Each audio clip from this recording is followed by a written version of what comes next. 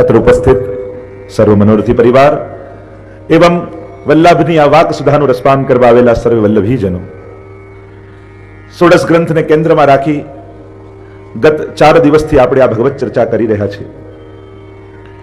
શ્રી મહાપ્રભુજીની વાણી એ સાક્ષાત વેદની વાણી છે, ગીતાજીની વાણી છે, ભાગવતની વાણી છે. ષોડશ ગ્રંથ અને આ પ્રસ્થાન ચતુષ્ટયમાં કોઈ ભેદ નથી. કેવલ એના સાર રૂપે નિજજનોને સમજાય, મૂળ અર્થમાં વેદ શું કહેવા માંગે છે, ભાગવત શું કહેવા માંગે છે, એ મહાપ્રભુજી આપણને ષોડશ ગ્રંથ સ્વરૂપે સમજાવે છે. આજના આ સમયમાં આ જીવ ભગવાન તરફ કેમ અગ્રસર થાય, કઈ રીતે એ વેદની મર્યાદાઓ પાળી શકે, એ સિદ્ધાંતોને પોતાના જીવનમાં આચરણમાં લાવી શકે. કારણ કે જો સીધું વેદ વાંચવા જઈએ તો કદાચ ખબર ન પડે કે જીવે કરવું શું. સીધા ધર્મશાસ્ત્રો જે રીતે માર્ગ બતાવે છે, જીવ અટવાઈ જાય, એને ધર્મ કરવો અઘરો લાગવા માંડે. અને એટલા માટે ભગવાન જ આચાર્ય રૂપે ભૂતલ પર પધારે છે સમયે સમયે. અને એ સમયના જીવોને કેમ પોતાની ઓર અગ્રસર કરવા, એના માટે આચાર્ય સ્વરૂપે ભગવાન જ માર્ગ બતાવે છે.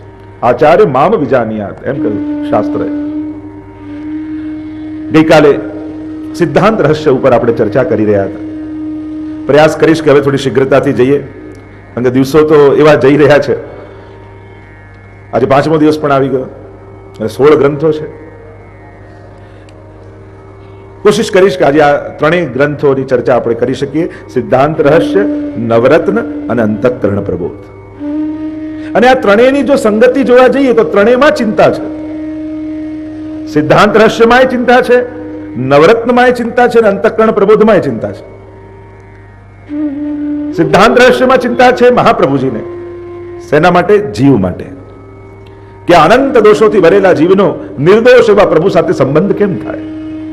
અને એમાં પણ જ્યારે જીવ પોતાનું સ્વરૂપ ભૂલી ચૂક્યો હોય, કોઈને પોતાના કર્તવ્યનું જ્ઞાન હોય, સ્વરૂપનું જ્ઞાન હોય, તો એને વાત કરીએ એટલે તુરંત એના ગળે ઉતરી જાય ને એ આચરણ કરવા લાગે. પણ જ્યારે જીવ પોતાનું સ્વરૂપ જ ભૂલી ગયો હોય, પછી એને કર્તવ્યનું ભાન ક્યાંથી રહે?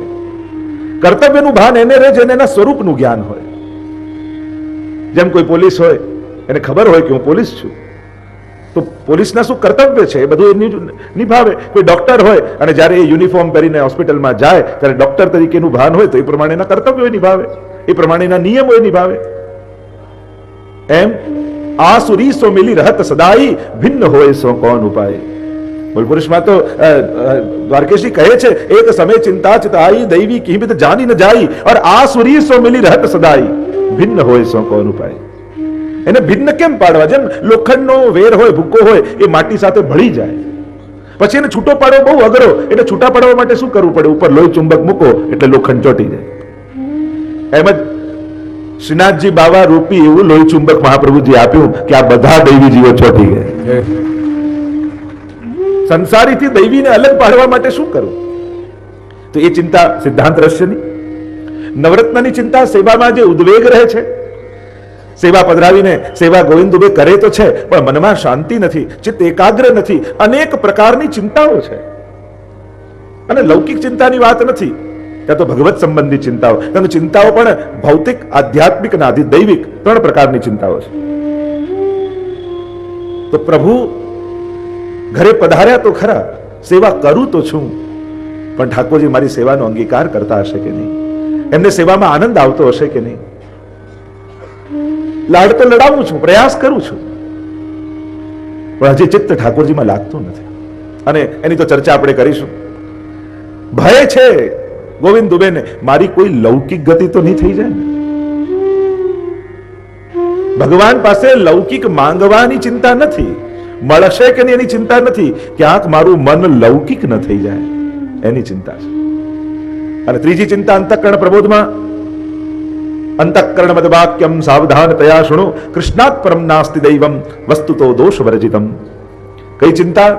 મહાપ્રભુજીને છે કે 2 વાર ઠાકોરજીએ દેહ દેશ પરિત્યાગો, નિત્ય લીલામાં પધારવાની આજ્ઞા કરી અને મેં ન માની, તો ક્યાંક મને સ્વામી દ્રોહનો અપરાધ તો નહીં લાગે ને?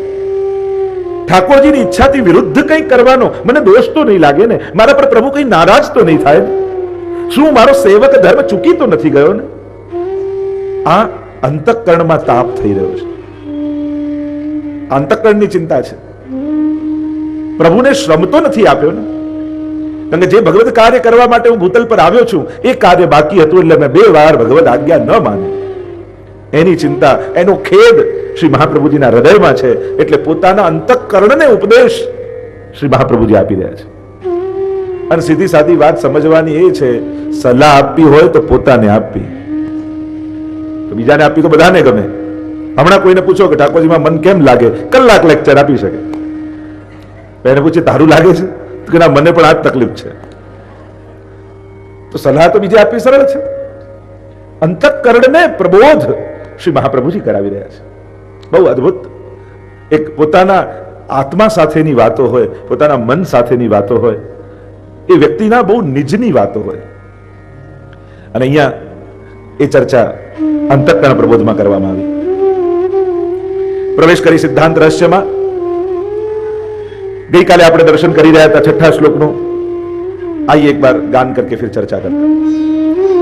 दत्तापहार वचनम तथा च सकलम हरे नग्राह्यमिति वाक्यं हि भिन्नमार्गपरमतम्.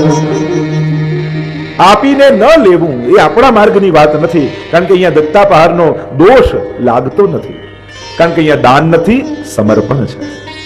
આ જે કાંઈ પણ બ્રહ્મ સંબંધ સમયે આપણે બધા બોલ્યા એ ઠાકોરજીને દાન નથી કરી દીધું. સત્તા તો ક્યાંક આપણી જ રહી છે, પણ પ્રભુ આપણને અને આપણી વસ્તુને પોતાની માને છે, અને એ રીતે એનો ઉપભોગ કરી એને પ્રસાદી બનાવી અને આપણને આપે છે. અને એટલા માટે વૈષ્ણવનો સંસાર પણ ભગવાનની આપેલી પ્રસાદી છે. જો આપણને કોઈ સામગ્રી પ્રસાદ રૂપે મળે અને માથે ચડાવી લઈએ તો એ તો એક સામગ્રી રૂપે મહાપ્રસાદ રૂપે થયું, પણ આપણને મળેલો સંસાર પણ ભગવાનની પ્રસાદી છે. અને એટલા માટે સંસારમાં બહુ ફરિયાદથી જીવા કરતા, અસંતોષથી જીવા કરતા જે મળ્યું છે એ ભગવાનના પ્રસાદ રૂપે મળ્યું છે, એ રીતે વિચાર કરી અને શરણાગત થઈને લૌકિકમાં રહેવું કે આ ભગવાને વિચારીને મને આપ્યું છે. મારા કોઈ જૂના ઋણાનુબંધ બધા સાથે છે, અને એટલા માટે આ બધા સ્વજનો સંબંધીઓ રૂપે મને મળ્યા છે.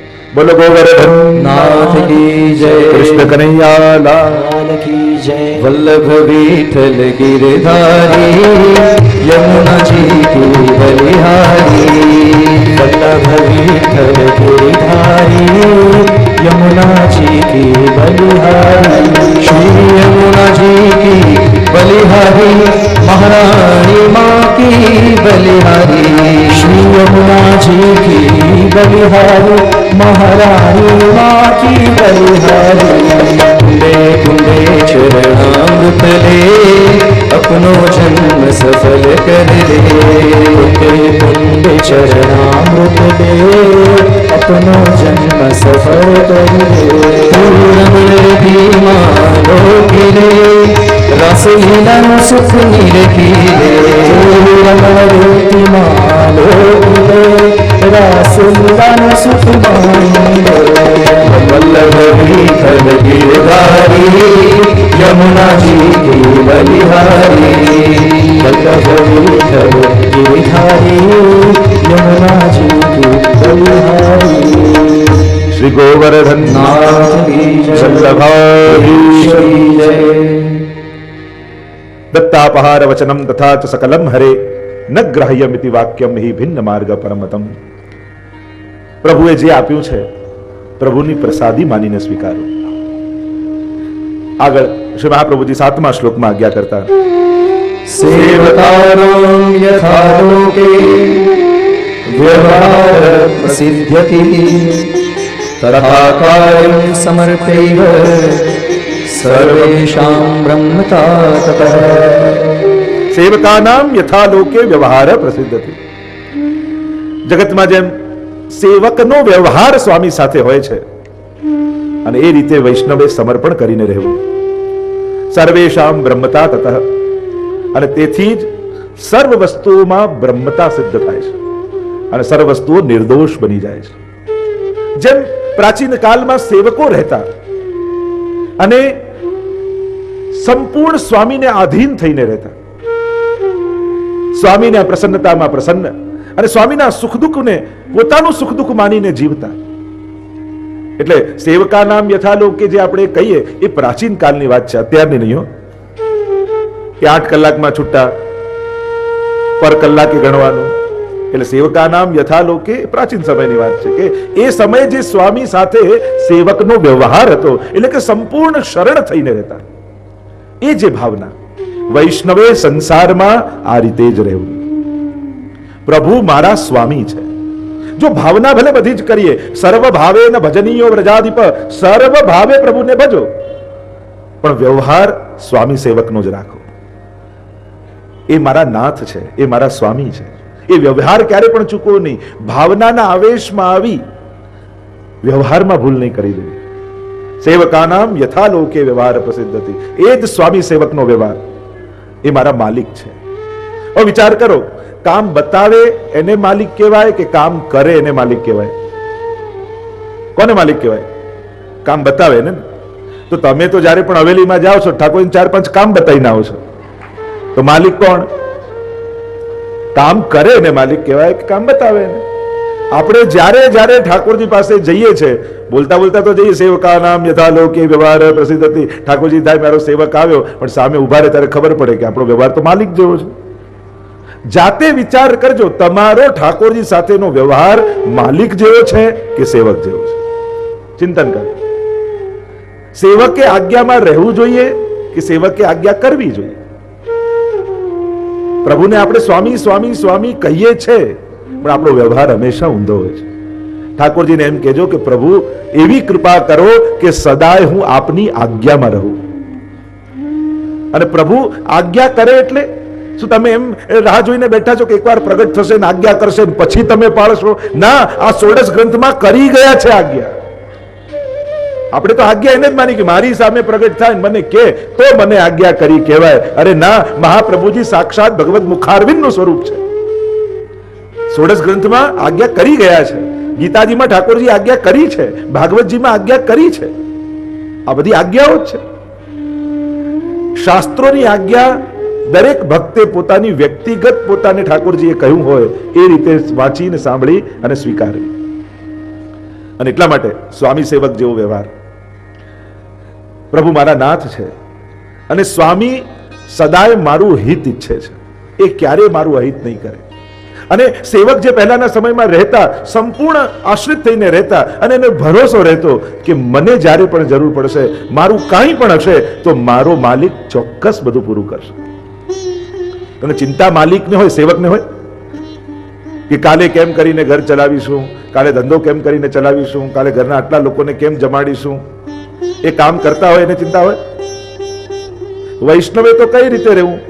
બેંકમાં કેશિયર હોય ને એ રીતે. હવે ધનના ઢગલા ને ઢગલા નોટો ભરી હોય ને નોટબંધી થઈ હોય ને બધી બેંકમાં આવી હોય તો કેશિયરને મજા આવી જાય, ચલો આજે તો આટલા બધા રૂપિયા આવી ગયા, કે એને ટેન્શન થાય, એને કંટાળો આવે. ઘણા અહીંયા બેંક વાળા છે, કેશિયરના ટેબલ ઉપર નોટોના થપ્પા ને થપ્પા હોય તો એ ખુશ થાય કે દુઃખી થાય?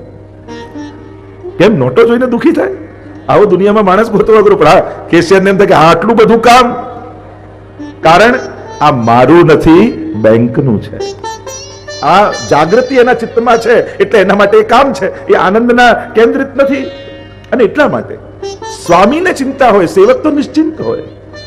સેવક સ્વામીનો વ્યવહાર આપણે કરવાનું કહ્યું તો ચિંતા ન કરો, ચલાવનારા ને કરનારા ઠાકોરજી માથે છે. એ બધું જ કરશે એવા ભરોસા સાથે જીવવું એ જ સેવક ધર્મ છે. ચિંતા આપણે ક્યાં કરનારા? કોણ કરનારા? સ્વામી કરે. સેવકને કઈ ચિંતા હોય? સેવકને તો ભરોસો હોય સ્વામી મારું બધું પૂરું કરશે. એવો વ્યવહાર ઠાકોરજી સાથે રાખો. સેવામાં પણ જ્યારે પણ જઈએ, ભાવના પણ સ્વામી સેવકની અને વ્યવહાર પણ સ્વામી સેવકનો. દંડવત કરીને ઠાકોરજી આગળ બેસી. એક સેવક સ્વામી આગળ કઈ રીતે બેસે, કઈ રીતે બોલે, કઈ રીતે વર્તે, એ વ્યવહાર પણ મહત્વનો છે. સેવકાનામ યથાલોકે વ્યવહાર પ્રસિદ્ધ છે. એવો જ વ્યવહાર કરો જાણે સાક્ષાત મારા સ્વામી બિરાજેલા છે. અને સ્વામીની સાથે સેવકે કઈ રીતે વ્યવહાર કરો? ઠાકોરજી આગળ બેઠા હોઈએ સેવા આદિમાં તો બંને તો બહુ મોટેથી નહીં બોલવું, ઠાકોરજીની આગળ કોઈની પર ક્રોધ નહીં કરવો, આ નાના નાના વિવેકો જાળવવા, કારણ કે આપણા સ્વામી છે, એમની સાથે આપણો કેવો વ્યવહાર હોય એનો વિવેક જાણવો.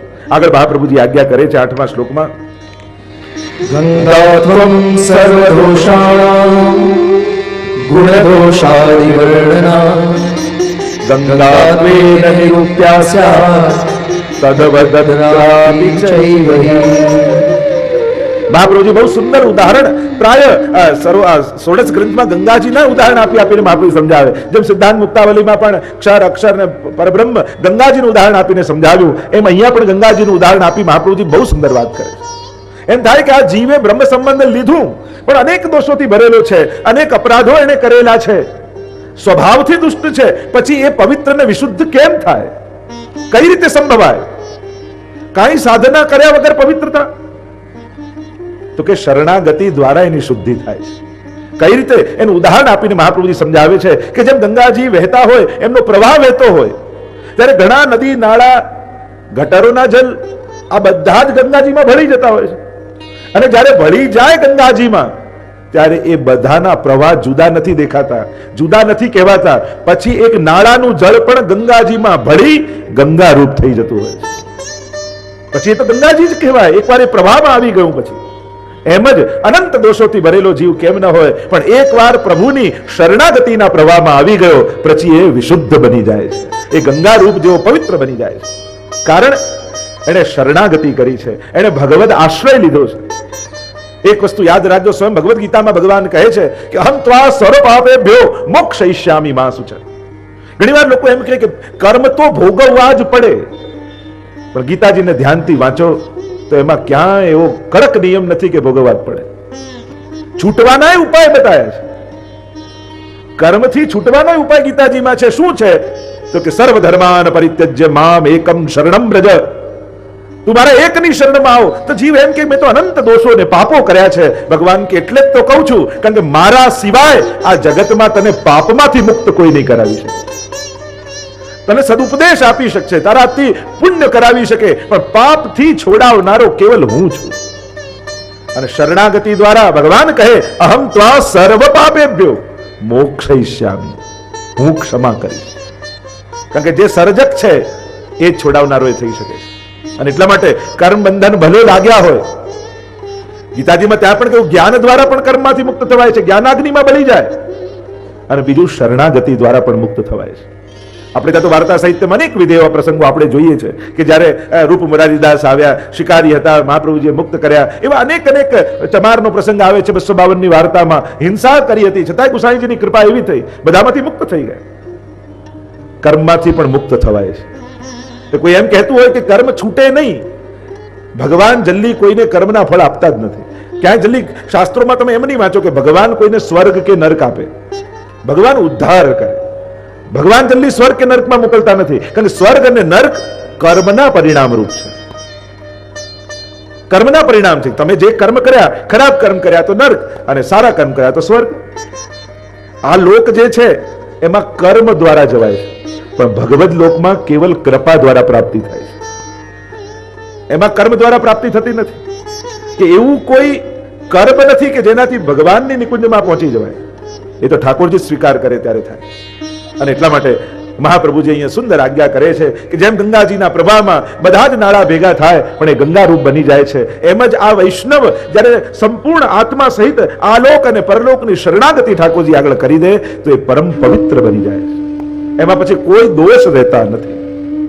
એવી આજ્ઞા કરી અને અહીંયા સિદ્ધાંત રહસ્ય ગ્રંથને આપણે પૂર્ણ કરીએ. બોલો ગોવર્ધન નાથ કી જય, વલ્લભાધીશ કી જય, શ્યામ સુંદર શ્રી અમને મહારાણી કી જય. આગળનો ગ્રંથ નવરત્ન, શ્રી વલ્લભનું દક્ષિણ ઉરુ. અને આ નવરત્ન ગ્રંથમાં એમ કહેવાય છે, પ્રસંગ આવે છે, ગોવિંદ દુબે નામના વૈષ્ણવ, ખેરાલુના ગુજરાતના વૈષ્ણવ. આ ગ્રંથ ગુજરાતના વૈષ્ણવ માટે લખાયો છે. ખેરાલુમાં રહેતા તીર્થયાત્રા કરવા ગયા. મા બાપને બીક લાગી ક્યાંક સંન્યાસી ન થઈ જાય, અને આખા જીવન ચરિત્રના પ્રસંગો ગોવિંદ દુબેના આવે છે. મહાપ્રભુજીને જોયા અને થયું કે આ તો સાક્ષાત પૂર્ણ પુરુષોત્તમ છે, આમની પાસે કંઈક જ્ઞાન પ્રાપ્ત કર્યું. અને આવ્યા નિકટ અને વિનંતી કરી કે મારે આપની પાસે સંસ્કૃત વ્યાકરણ ભણવું છે. મહાપ્રભુજી આજ્ઞા કરી કે તારા ભાગ્યમાં બહુ વધારે વિદ્યા નથી, એમ કર તું ભગવદ્ ગીતાજી લઈ આવ, હું તને ગીતાજી એ રીતે ભણાવીશ કે વ્યાકરણ આપમેળે આવડી જાય. શ્રી મહાપ્રભુજી તો વાત પતે છે, વિબુધેશ્વર છે, બુદ્ધિમાનોના ઈશ્વર છે. 6 દિવસમાં શતશાસ્ત્ર ભણી લીધા એવા પ્રકાંડ આચાર્ય છે. એટલે કે હું તને ગીતાજી એ રીતે ભણાવું કે તને સહજમાં વ્યાકરણ પણ આવડી જાય. અને પુસ્તક લઈને આવ્યા અને મહાપ્રભુજી એવી કૃપા કરી કે ગીતાજીનો ખાલી પહેલો શ્લોક એને એ રીતે ભણાવ્યો કે કહ્યું કે હવે તું બધા શ્લોકોના અર્થ કર. અને પહેલો શ્લોક એવો સુંદર રીતે ભણાવી દીધો કે એને સમગ્ર ગીતાજીના અર્થો કરતા આવડી ગયો. એને આશ્ચર્ય થયું કે આ કોઈ સાધારણ વ્યક્તિ નથી લાગતા, આ તો વાણીના પતિ ઈશ્વર લાગે છે. નહીં તો આવું સંભવે નહીં. મારી કોઈ એવી તીવ્ર બુદ્ધિ નથી કે મને આવડે, પણ આપ કૃપાળુ છે, આમની કૃપાથી મને વિદ્યા મળી છે. અને વ્યાકરણે શીખી ગયા અને ગીતાજી આવડી ગઈ. ભગવત બુદ્ધિ થઈ, શરણાગત થયા મહાપ્રભુજીને અને કહ્યું કે મારા માટે શું આજ્ઞા છે. મહાપ્રભુજીએ કહ્યું કે હવે તું ભગવત સેવા કર. કૃષ્ણ સેવા સદા કાર્યા માનસી સા પરામતા. અને ભગવત સેવા આજ્ઞા કરી અને કહ્યું કે હા અમારે ત્યાં એક સ્વરૂપ બિરાજે છે. ત્યારે મહાપ્રભુજીએ કહ્યું કે તું ઘરે જઈ એમનું પંચામૃત કરાવી લેજે અને સેવા કરવા લાગજે આ ક્રમથી. મૂળમાં ગોવિંદ દુબે એ દ્વારિકા લીલાના જીવ છે અને ભગવત સેવા એ વ્રજ લીલાની છે. જો ઉદ્વેગ પણ કયા કયા પ્રકારથી ભગવદીઓને થાય છે. ઘણીવાર અધિકાર ભેદ હોય, ઘણીવાર લીલા ભેદ હોય, ઘણીવાર ભાવ ભેદ હોય. અને જેનો જેવો અધિકાર અને જેવો ભાવ એવી જ આસક્તિ એને પ્રગટે અને એમાં જ રુચિ આવે. એને બીજી રીતે તમે સમજાવવા જાઓ તો એ સંભવે નહીં. જેમ ઘણાને જુદી જુદી આસક્તિ હોય છે. ઘણાને બાલકૃષ્ણલાલમાં આસક્તિ હોય, ઘણાને ઠાડા સ્વરૂપમાં આસક્તિ હોય, ઘણાને શ્રીનાથજીના સ્વરૂપમાં આસક્તિ હોય, ઘણાને મહાપ્રભુજીના સ્વરૂપમાં આસક્તિ હોય કે ના હું તો પાદુકાજીની વસ્ત્રજીની સેવા કરું. ઘણાને યમુનાજીના સ્વરૂપમાં આસક્તિ હોય. કોઈને ખોટા નહીં જાણવા, એ ભાવનાના ભેદ છે.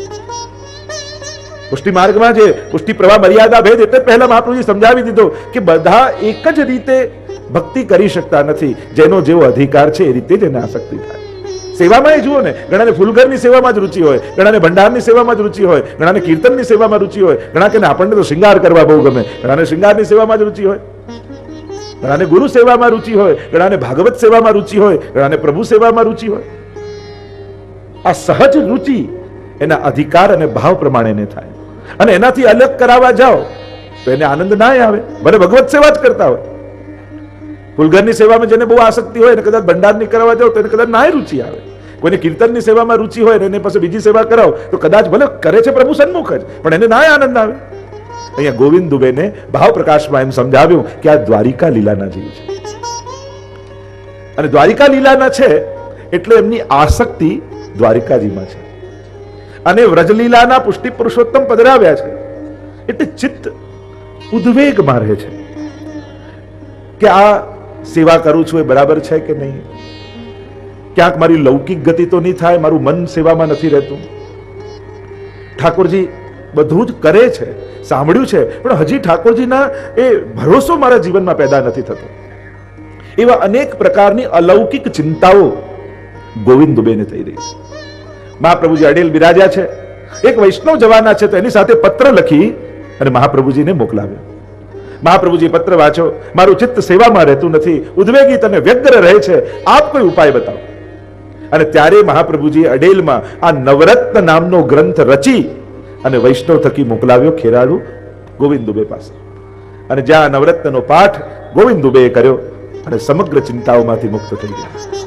અર્થ સહિત એની ભાવના સહિત મહાપ્રભુજી શું આજ્ઞા કરે છે, કેવલ શબ્દાશ્રય નહીં કરવો, એનો ભાવાશ્રય પણ કરો. આપણે પાઠ તો કરીએ છીએ, ઘણી વાર આપણને એમ થાય કોઈ પણ લૌકિક ચિંતા થાય એટલે તુરંત આપણે એમ કરીએ કે નવરત્ન કરી. ખરેખર લૌકિક ચિંતાઓ માટે તો નથી. એટલે જ આપણા આચાર્યો એમ કહે કે લૌકિક ચિંતા માટે નવરત્ન કરવું એટલે મચ્છર મારવા માટે સ્ટેનગન વાપરવા બરાબર છે. લૌકિક ચિંતાઓ તો શરણાગતિથી જ દૂર થઈ જશે, પણ આ જે ચિંતાઓની વાત છે એ પરમ અલૌકિક ચિંતાઓની વાત છે. કારણ કે વૈષ્ણવની ચિંતાઓ પણ સાધારણ હોતી નથી. જો મહાપ્રભુજીએ ચિંતા કરી, મહાપ્રભુની ચિંતા વ્યક્તિગત નથી, સમષ્ટિગત છે કે સમગ્ર દૈવી જીવનનો ઉદ્ધાર કેમ થાય. એમ જ અહીંયા જે ચિંતા છે એ પોતાના પ્રભુના સુખની વિચારની ચિંતા છે, સ્વ સેવામાં આનંદ આવે એની ચિંતા છે. અને એ વિચાર જ્યારે ગોવિંદ દુબેને આવ્યો, નાનું જ્યારે વાંચન અને પઠન કર્યું, ત્યારે આ નવરત્ન ગ્રંથની કૃપાથી, જો ઘણીવાર આચાર્ય કૃપા થાય, ઘણીવાર ગ્રંથ કૃપા પણ કરતું હોય છે. તમને કોઈ ગ્રંથમાં આસક્તિ થઈ જાય ને તો એ એક ગ્રંથ જ તમને સર્વ અભિષ્ટ આપનાર સમર્થ બની જાય છે. ઘણીવાર કોઈને નામમાં આસક્તિ થઈ જાય, ઘણાને કોઈ સ્થાનમાં આસક્તિ થઈ જાય, ઘણાને કોઈ સાધનમાં આસક્તિ થઈ જાય, ઘણાને કોઈ વિશેષ સેવામાં આસક્તિ થઈ જાય, ઘણાને કોઈ એની વચનમાં આસક્તિ થઈ જાય, અને એમાં એટલી શ્રદ્ધા બેસી જાય કે એના માટે એ જ ઉદ્ધારક બની જાય. આપણે ત્યાં તો વાર્તા પ્રસંગમાં આવે છે ગુસાઈજી કેવું પરે ને ગુસાઈજીના શબ્દમાં એટલી નિષ્ઠા કે પરે નામથી ઠાકોરજી નિકટ આવી ગયા, કારણ કે વચન પર શ્રદ્ધા છે. એમ ઘણી બધી શ્રદ્ધાઓ કાર્ય કરતી હોય છે. મેં ઘણાને એવા જોયા છે યમનાષ્ટકમાં એવી એને આસક્તિ હોય, અહર્નિશ જપતા હોય ને, યમુનાજીની કૃપા એના પર એવી થાય કે એ યમનાષ્ટકના પાઠના પ્રભાવથી એના જીવનના સઘળા કાર્યો અને મનોરથો ઠાકોરજી સિદ્ધ કરી. ઘણાને સર્વોત્તમજીમાં એવી આસક્તિ હોય, એવા ઘણા વૈષ્ણવ મેં જોયા છે અખંડ સર્વોત્તમજીના પાઠ કરતા, એના મનમાં ચાલતું જ હોય, અને એની કૃપા થઈ જાય, ગ્રંથની કૃપા. કારણ કે આ બધી વાણી પણ સાધારણ વાણી નથી, આ વાક પતેની વાણી છે, એટલે એક એક શબ્દો પણ સ્વરૂપાત્મક છે. અને અહીંયા નવરત્ન ગ્રંથ મહાપ્રભુજી આ રીતે ગોવિંદ દુબે માટે રચ્યો, સર્વ ચિંતાઓમાંથી મુક્ત થયા. 5 ટીકાઓ નવરત્ન ગ્રંથ ઉપર છે, જેમાં આચાર્યોએ મહાપ્રભુજીની વાણીનો આશ્રય અને અભિપ્રાય આપણને સમજાવ્યો છે. આપણે સાર રૂપે દરેક ટીકાઓને જોઈને આગળ વધીશું. મહાપ્રભુજી નવરત્ન કે નવરત્નો છે. જેમ સમુદ્ર મંથન થયું ને ત્યારે 14 રત્નો નીકળ્યા, ભાગવતજીમાં કથા આવે છે, એમ ગોવિંદ દુબેના હૃદયરૂપી મનરૂપી સમુદ્રનું મંથન મહાપ્રભુજીએ કર્યું. યા મહાપ્રભુજીએ પોતાના હૃદયનું મંથન કરી અને આ નવરત્નો પ્રગટ કરી અને વૈષ્ણવ માટે આપ્યા છે. પેલા બધા રત્નો હતા એ તો ક્યાંક ને ક્યાંક કોઈક ને કોઈક લઈ ગયા, જેનો જ્યાં અધિકાર હતો.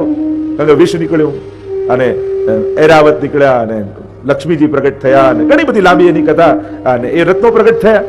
જેનો જેનો અધિકાર હતો એ રત્નોને પ્રાપ્ત કર્યા. પણ આ નવ રત્નો એ વૈષ્ણવ માટે મહાપ્રભુજી આપ્યા છે. આ ચિંતામણી રૂપ છે. આનો પાઠ કરવા માત્રથી વૈષ્ણવ સર્વ ચિંતાઓમાંથી મુક્ત થઈ જાય.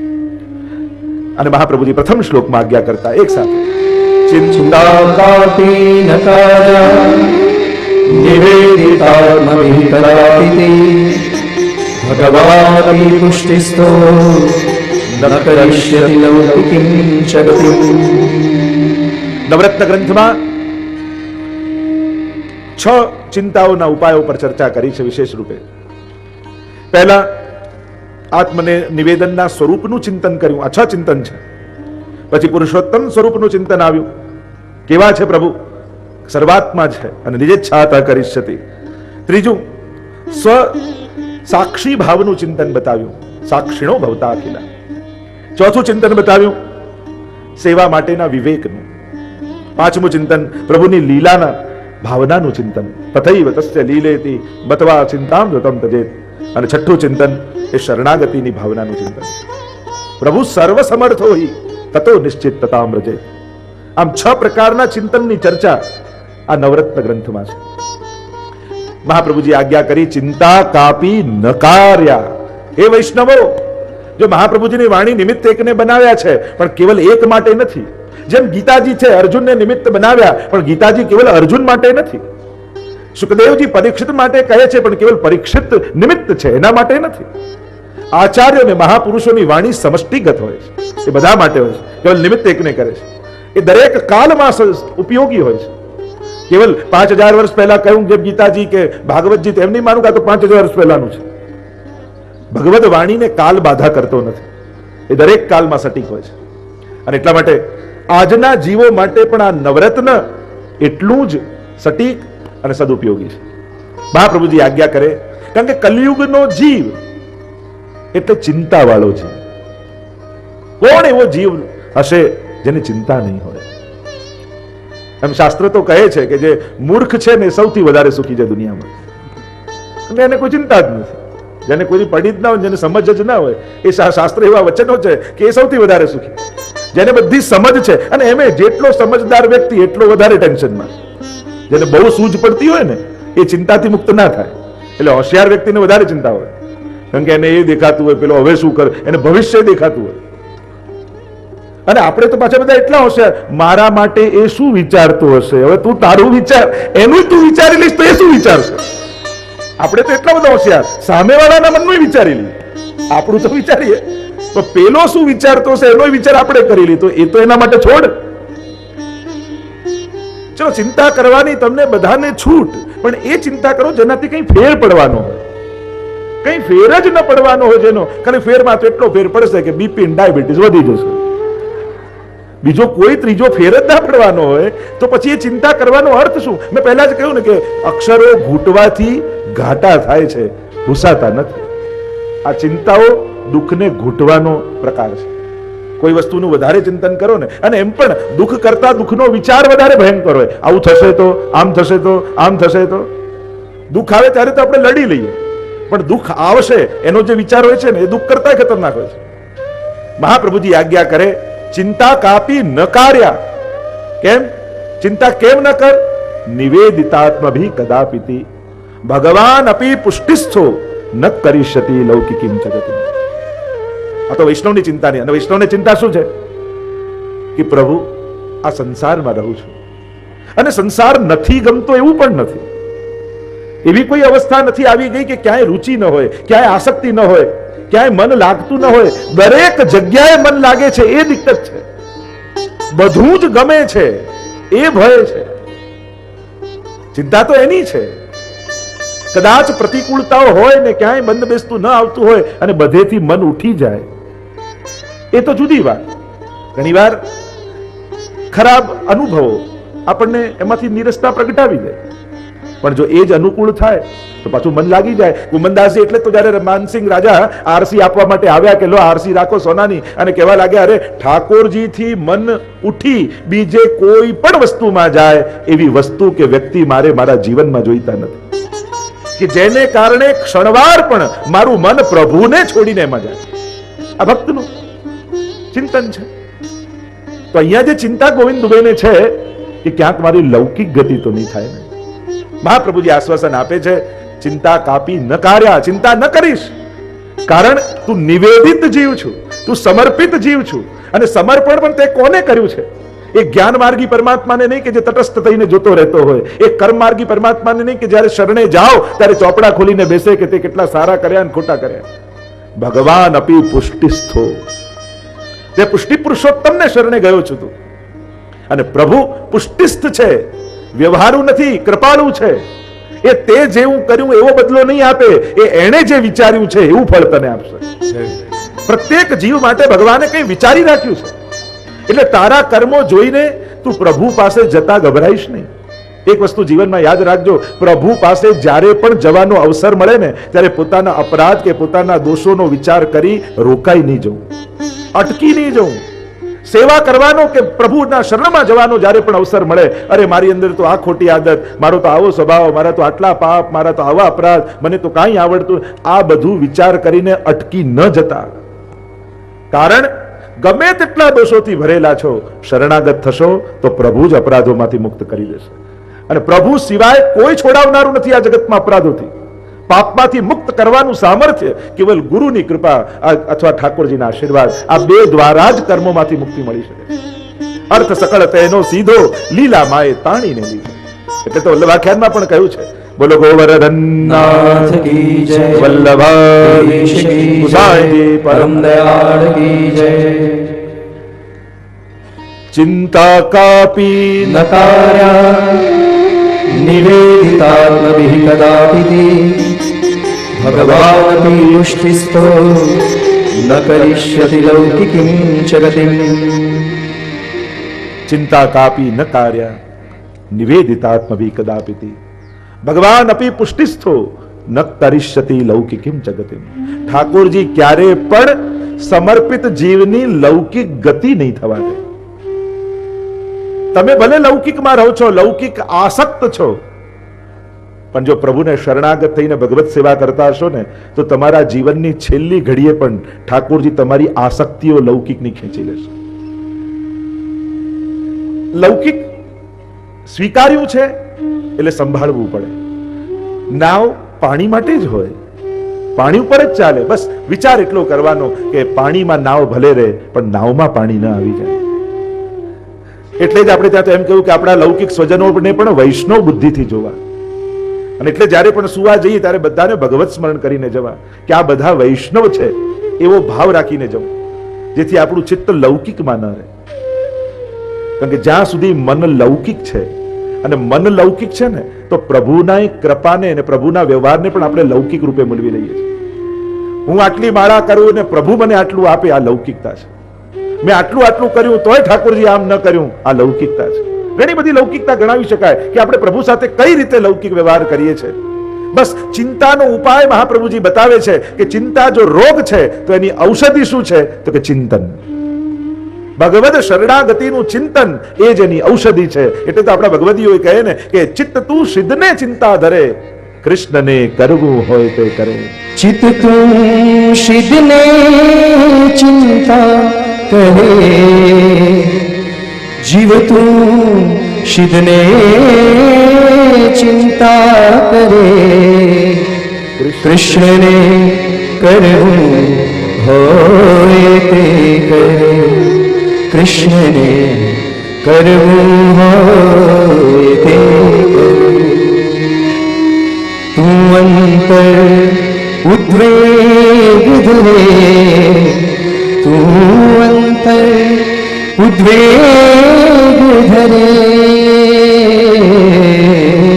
તું અંતર उद्वेग धरे, તેથી કારજ શું સરે,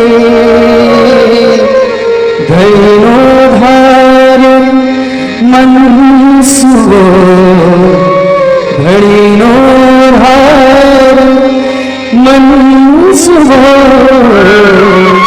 હર બ્રહ્માથી નવ ફરે, કૃષ્ણને કરવું હોય તે. જે ભગવાને લેખો લખીને મોકલ્યા છે કેમે કરીને ફરવાના નથી. જે મળ્યું છે એને પ્રસાદી માનીને સ્વીકારો, ભગવદ ઈચ્છા માનીને સ્વીકારો. કારણ કે તમારી બુદ્ધિથી વિચારવા જશો, મહાપ્રભુજી ત્યાં વિવેક દરિયાશ્રયમાં પણ આજ્ઞા કરશે, પ્રાર્થિત એવા તત કિમ સ્યાત સામ્ય અભિપ્રાય સંશયાત. આપણી માંગણી એ ભગવાન પર શંકાનું પ્રમાણ છે. દોરી સર્વની એના હાથમાં, દોરી સર્વની એના હાથમાં, ભરાવ્યું ડગલું ભરે,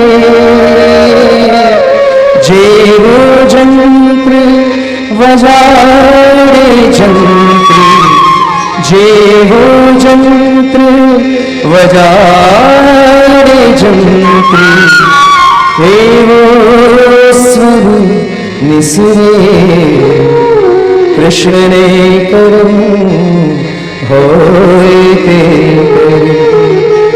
चित तुम सिद्धने चिंता करे, कृष्णने करવું હોય તે. ભગવાન અભી પુષ્ટિસ્તો ન કરીષ્યતિ લૌકિક જગતિમ. લૌકિક ગતિ જીવની નહીં થવા દે, મહાપ્રભુજી આજ્ઞા કરે. વાર્તા સાહિત્યમાં એવા અનેકવિધ પ્રમાણો, જ્યારે જીવની લૌકિક ગતિ થવા થઈ ત્યારે ઠાકોરજી એનું લૌકિક લઈ લીધું અને સુખ આપી કે કોઈ સંકટ આપી ભગવાન એનું ચિત્ત પોતાનામાં ખેંચી લે છે. પ્રભુ સદા એમ ઈચ્છે છે કે મારા પ્રત્યે ભક્ત નિશ્ચિંત ન થાય. ચિંતા જ કરવી છે તો પ્રભુની કરે. જો અમુક ચિંતાઓ પણ ભાગ્યશાળીને થાય. કોઈ એમ કે જોજો ને 5-5 ગાડી પડી છે કે ડ્રાઈવર નથી આવ્યા, આ બધા રૂમના એસી લાઈટ જતી રહી કે એસી નથી ચાલતો, બધા જ ઘરેના લગ્ન માટે લાઈને રાખ્યા હતા, બધા ઘરે પડ્યા છે, હજી બેંકમાં મૂકવા જવાનો. હવે આવી ચિંતા કોને થાય? જેને ત્યાં બધું હોય. જેને કઈ ના હોય ના ચિંતા થાય. અમુક ચિંતાઓ નસીબવાળાના ભાગ્ય એનામાં હોય છે. એમ તમને થાય ને સવારે ઉઠવું પડશે, મનોરથ છે, સામગ્રી કરવી પડશે, શિંગાર ધરવા પડશે, આ બધી તૈયારીઓ કરવાની છે. ભાગ્યશાળી છો કે ભગવાન એની ચિંતા તમારા માથે રાખે છે. જે આખી દુનિયાની ચિંતા કરનારો છે એ પરમાત્માની ચિંતા અમારા વૈષ્ણવો કરે છે. આ તો નસીબવાળાના ભાગ્યમાં લખાયેલું હોય કે જેને ભગવાનની ચિંતા કરવાનો લાભ મળે. બાકી મોટા ભાગની દુનિયા તો આ સંસારની ચિંતા કરીને ખપી જાય. ઘણાને મેં જોયા મોટી ઉંમરે પણ, છેલ્લી ઉંમરે પણ હવે પૌત્રાનું શું થશે ને, એના લગ્ન થશે કે નહીં, એને બાળક થયું કે નહીં, એ સેટ થયો કે નહીં. તમારું કર્તવ્ય તમે નિભાવ્યું, હવે આગળવાળાની ફરજો છે. કરે. લોકો એમ માનતા હોય કે બસ મોટા થઈ એટલે નિશ્ચિંત થવાય, નાના ચિંતાઓ વધે જ છે, કઈ ઘટતી નથી. પણ ક્યાં સુધી ચિંતા કરવી એનો વિચાર કરો. બને તો એટલી તો કોશિશ કરો કે દુકાનની ચિંતા ઘરે નહીં લાવ ને ઘરની ચિંતા દુકાને નહીં લઈ દો. બસ આટલું તો નક્કી કરો. ક્રોધ માટે પણ એક નક્કી રાખવું, ક્રોધ જેના પર આવ્યો હોય નક્કી કરો કે એનો ક્રોધ બીજા ઉપર નહીં કાઢો. જે રૂમમાં ગુસ્સો આવ્યો હોય એ ગુસ્સાને બીજા રૂમમાં નહીં લઈ જાઓ. અને ગુસ્સો જે દિવસે આવ્યો હોય એની તારીખનું કેલેન્ડરની તારીખ બદલાય પછી બીજી તારીખમાં ટ્રાન્સફર નહીં કરો. અને એની લિમિટેશન લાવી દો અંદર. એટલે આપણે થોડુંક કંઈક બંધનમાં આવીને આપણે સેવા સત્સંગ એ બધાને એવું ટાઈમમાં 2 કલાક તો કરવાની છે, એટલે ત્રીજો કલાક તો ના જ કરવું.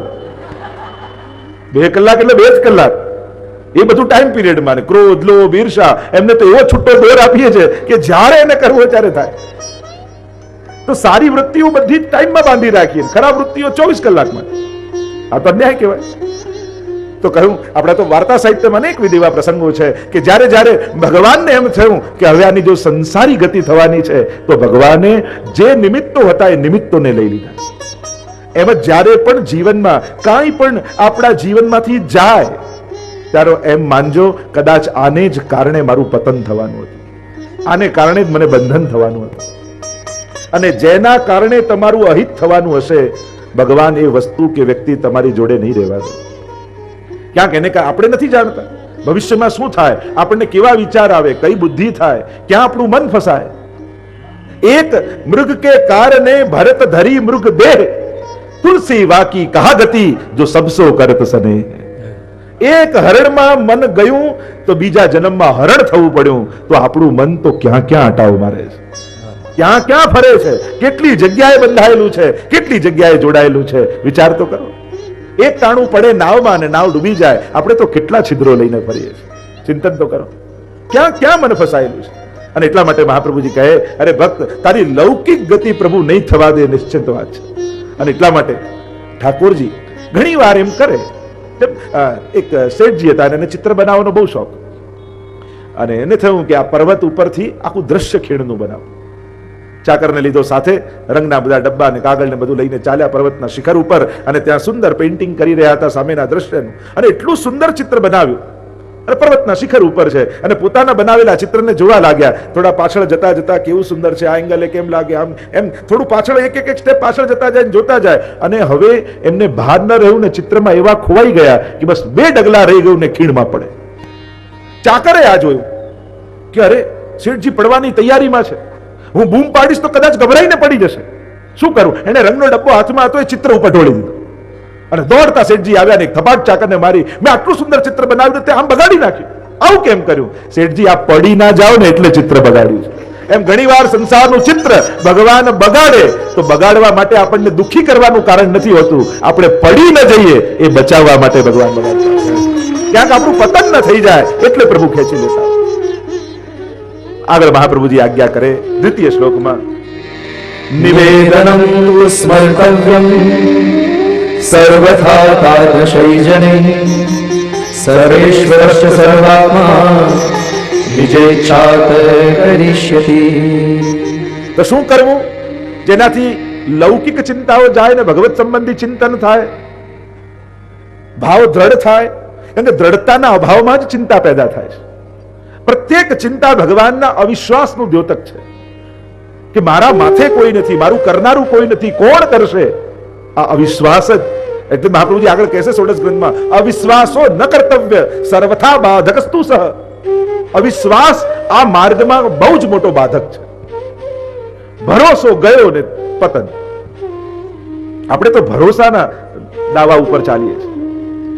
નિવેદનમ તો સ્મર્તવ્યમ સર્વથા તાદૃશૈ જનૈ. તો વૈષ્ણવે શું કરવું?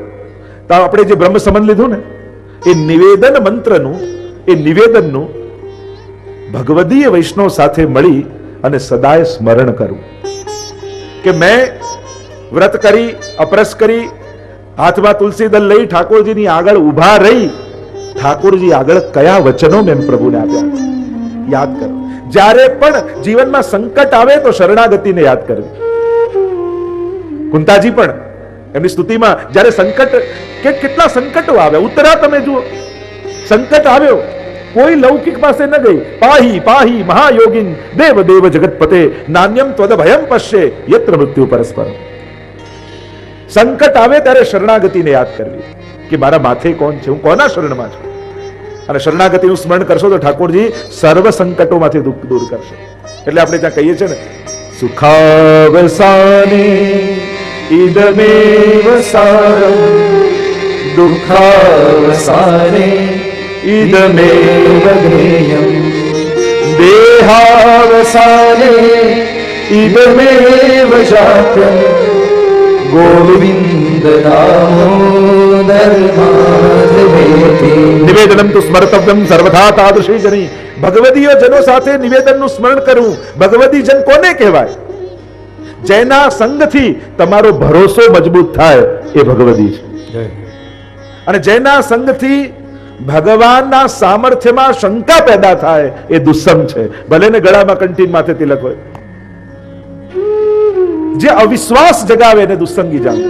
ભલે ગમે તેટલો વિદ્વાન ને ગમે તેટલા શાસ્ત્રો એને મોઢે હોય, પણ જેના સંગથી ભગવાનમાં ભરોસો ઉઠવા લાગે તો માનજો મને દુસ્સંગ થઈ રહ્યો છે. જેના સંગથી પ્રગટ સ્વરૂપોમાં અશ્રદ્ધા જાગે એને દુસ્સંગ જાણવું. ઘણી વાર એમ વિદ્વાન હોય પણ એની તકલીફ શું હોય કે હવે બધું ખતમ થઈ ગયું છે, હવે બધું બગડી ગયું છે, જે હતું સારું એ પહેલા હતું. એટલે એમ કહીને તમારું વર્તમાનમાં તમને અશ્રદ્ધા પેદા કરે એને પણ દુસ્સંગ જાણો. રાવણને તકલીફ શું હતી? ભગવાન પર ભરોસો હતો પણ આ રામ ભગવાન નથી, બસ એ એને શંકા હતી એટલે એનું પતન થયું. પ્રગટ સ્વરૂપમાં અશ્રદ્ધા હતી એટલા માટે એનું પતન થયું. બાકી એ નાસ્તિક નહોતો, ભગવાનમાં માનતો હતો, પણ પ્રગટ જે રામ સામે છે આ ભગવાન છે, બસ એ ભરોસો ના.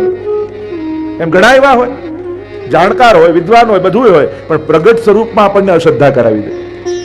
હવે ક્યાં ઠાકોરજી બોલવાના ને હવે ક્યાં માંગવાના, આ મિશ્રી ધરવાથી શું થાય ને પાઠ કરવાથી શું થાય, એમ આપણે જે કરતા હોઈએ ને એમાં શંકા જગાવી દે. એટલે જે કરતા હોય એ છોડાવી દે.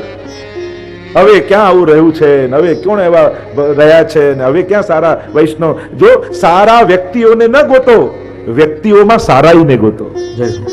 આપણે શું સારા વ્યક્તિઓ ગોતવામાં સંગથી જ દૂર રહી જઈએ છીએ. વ્યક્તિમાં સારાઈ ગોતવાની હોય, સારા વ્યક્તિ ન ગોતવાના હોય. ચોપડીમાં લખેલા માણસો દુનિયામાં જલ્દી મળતા નથી હોતા, પણ ચોપડીમાં વાંચેલી એક એક વાત દરેક વ્યક્તિમાં આપણે ગોતી લેવાની હોય. સારાઈ દુનિયામાં નથી હોતી, આપણામાં પ્રગટાવવાની હોય છે. આપણે એમ સમજીએ છીએ કે દુનિયા સારી થાય ને પછી સારું જોવું. ના, આપણે સારા થઈ અને દુનિયામાં સારાઈ ગોતવાની હોય છે. આ જ રસ્તો છે દુનિયાનો. સદગુણો શોધવાનો આ જ રસ્તો છે. ગુણ પોતાનામાં પ્રગટાવવા તો ગુણ દેખાશે. ગુણ જ ગુણને જુએ અને દોષ દોષને જુએ. કોઈનામાં દોષ દેખાય ત્યારે ચિંતન કરવું કે મને આનામાં દોષ દેખાયા કેમ? આનામાં ભલે હતા. આપણે જે જોવા જઈએ એ જ જોઈને આવીએ છીએ. તમે મેળામાં ગયા હો પણ તમને એમ નક્કી કર્યું કે મારે આ વસ્તુ લેવાની છે, એટલે તમે સીધા ગોતતા ગોતતા એ સ્ટોલમાં પહોંચી જાઓ કે નહીં? એટલે તમે નક્કી કરીને ગયા કે મારે શું જોઈએ છે તો તમે શોધી લો છો. એમ સંસારમાં જ્યારે ઘરથી બહાર નીકળો ત્યારે તમારે શું જોવું છે એ નક્કી કરીને નીકળો છો. કમથી કમ ઘરેથી હવેલી દર્શન કરવા આવો ત્યારે તો કમથી કમ નક્કી કરીને નીકળો, હું ભગવાન જોવા જાઉં છું, હું પ્રભુને મળવા જાઉં છું. એટલે કમથી કમ એટલા સમયે વૈષ્ણવી બુદ્ધિ ધારણ કરી, એટલા સમયે મારે કોઈના દોષ નથી જોવા, બધામાં વૈષ્ણવતાના દર્શન કરવા છે. અને રસ્તામાં જે મળે એને જય શ્રી કૃષ્ણ કરતા કરતા અને પછી ઠાકોરજી સન્મુખ આવશો ને તો ઠાકોરજીની મુખારવી દસ્તું તમને દેખાશે. પણ સાંસારિક દ્રષ્ટિ રાખી અને ભગવત દર્શન કરવા આવશો તો મંદિરમાં સંસારને ગોતી લેશો. અને દ્રષ્ટિ એ છે જે જોવા માટે નીકળ્યા છો એ જ દેખાય છે. કમથી કમ એટલું નક્કી કરો કે પ્રભુને મળવા જાઉં છું હવેલીએ, અત્યારે હું ભગવાનનો છું, અત્યારે હું વૈષ્ણવ છું અને મારે મારી જાતની વૈષ્ણવતા ગુમાવ્યા વગર પ્રભુને જોવા છે. તો જે વાત કરી રહ્યો છું ભગવદી કોણ, તો એ બીજું લક્ષણ દુસ્સંગનું એ છે પ્રગટ સ્વરૂપમાં અશ્રદ્ધા, વર્તમાનમાં અશ્રદ્ધા. અને અત્યારે આ રોગ ઘણી રીતે ફેલાવવામાં આવે પણ આપણે આપણી શ્રદ્ધા ગુમાવી નહીં, કારણ કે જે પોતાની શ્રદ્ધા ગુમાવે નુકસાન એને જ થાય છે. દુનિયામાં તો બધું છે જ, અલગ અલગ અનેક પ્રકારની દુનિયા છે જ. ત્રીજી વાત, જે મનમાં સંશય નાખી જાય એને પણ દુસ્સંગ જાણો. ઘણા લોકો મળે, લો તમે તો આટલી આટલી સેવા કરો તોય તમારી જોડે આમ થયું, એટલે પેલાનું મન ચકડોળે ચડે. લો તમારા બા તો આટલી સેવા કરતા તોય માંદા પડ્યા, એટલે શરીર છે તો માંદા પડે જ ને. માંદગી અને સેવાને ક્યાં તાલમેલ કોઈ છે? પણ આ શંકા નાખનારા વ્યક્તિઓ એવા તાતણાઓ જોડી જાય કે આપણે ચકડોળે ચડી જઈએ કે હા આ તો આટલી સેવા કરતા તોય બીમાર થયા. તો બીમાર થવું ક્ષરતીથી શરીર, શરીરનો તો ધર્મ જ નાશવંત છે. એ તો જન્મ્યો ત્યારથી કંઈક રોગનું ઘર જ છે. રોગનું ઘર જ શરીર કહેવાય છે. એમાં એની ભક્તિને ક્યાં? ઉલટાનો સાર એવો લેવાનો કે બા આટલા માંદા હતા છતાં એમના મુખમાંથી ભગવત નામ છૂટતું નથી ક્યારે. આને એટલી બીમારી આવે તો એ સવારે સેવામાં તો ટાઈમસર પહોંચી જ જાય છે. લાવ એમને આવી માંદગીમાં સેવા કરે છે તો મને તો ઠાકોરજીએ સારું સ્વાસ્થ્ય આપ્યું છે, લાવ હું સેવામાં પહોંચી જાઉં. સાર આવો કાઢવાનો હોય. લોકો સાર એમ કાઢે, લો બીમાર પડ્યા હવે તો આપણે સેવા નહીં કરવાની, સેવા કરવાથી શું થયું? લોકો ઊંધા સાર કાઢે અને ઊંધું સમજાવનારા દુનિયામાં મળી જ જાય.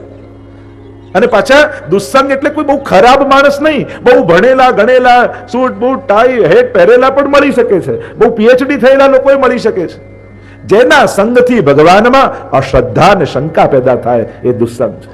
સત્સંગ એ છે જે આપણી શ્રદ્ધાને દ્રઢ કરે. વિપરીત ઘટનાઓ ઘટી હોય તો એની પાસે જાઓ ને તો એવો સાર કાઢીને આપે કે એમાંય આપણી ક્યાંક ભલાઈ હતી એવી સમજણ આપણને આપીને જાય. એ ભગવદી છે. જો આમાંય ઠાકોરજીની કૃપા હતી, જો આમ ન થયું હોય તો તને કદાચ આવું થાય. એમાંય વિપત્તિમાંય જે કૃપાનો અહેસાસ કરાવે એ ભગવદી છે. એટલે જીવનમાં ન ગમતા હોય છતાંય કોઈ એવા દ્રઢ શ્રદ્ધાવાળા વ્યક્તિનો સંગ રાખવો કે જે જ્યારે મળે ત્યારે ઠાકોરજીની વાત કરે, એવાનો સંગ રાખો. તે નવું સેવામાં શું કર્યું? તે નવા કીર્તન કોઈ શીખ્યા, નવા પાઠ શીખ્યા? આજે ઠાકોરજી માટે શું કર્યું? હમણાં ઉત્સવ આવે છે તો શું તૈયારી તું કરે છે? આજે કોઈ સત્સંગ તને મળ્યો, સત્સંગમાં શું સાંભળ્યું? જ્યારે મળે ત્યારે ભગવત સંબંધી ચર્ચા કરી લૌકિકમાં રહેલા આપણા ચિત્તને અલૌકિક કરી નાખે એનું નામ ભગવદી. હરિજન સંગ છિનક જો હોય, આવા ભગવદી સાથે ક્ષણવાર પણ મળે ને તો જીવન બદલાવા લાગે.